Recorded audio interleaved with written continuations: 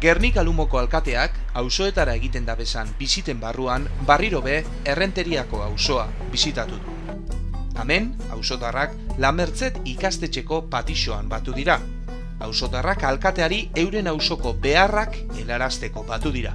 Eta bide batez, aurreko saioetan egindako eskaeren erantzunak ikusita udalari eskerrak emoteko.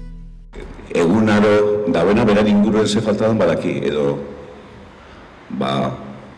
hori da idea, eta hortik aparte, zeberi untzun da beste gauze batzuk, bai orokorrien, ez alboko abakarrek ez. Jose Maria Gorroño Gernika Lumoko alkatearen esanetan garrantzitsua da auzotarrengan aurreratzea eta bertatik bertara auzoetako behar izanak ezagutzea. Izan be, sarritan eguneroko udal kontrolari iez egiten dutze auzoetako xehetasunek.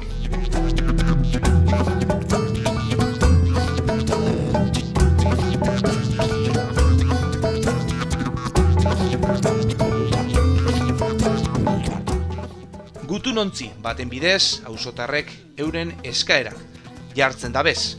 Eskakizunak zehatz-mehatz aztertuak izaten dira eta posible da neurrian urten bidea emoten jake.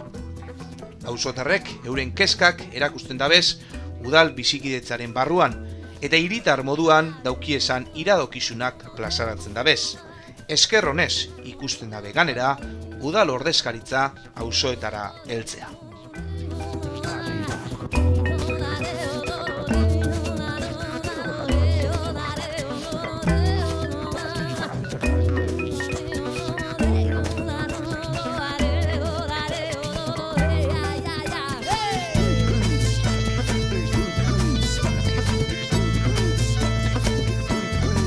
Bisita honek lantzean behin burutzen dira eta urrunean dagozan txokoetan ere burutzen dira.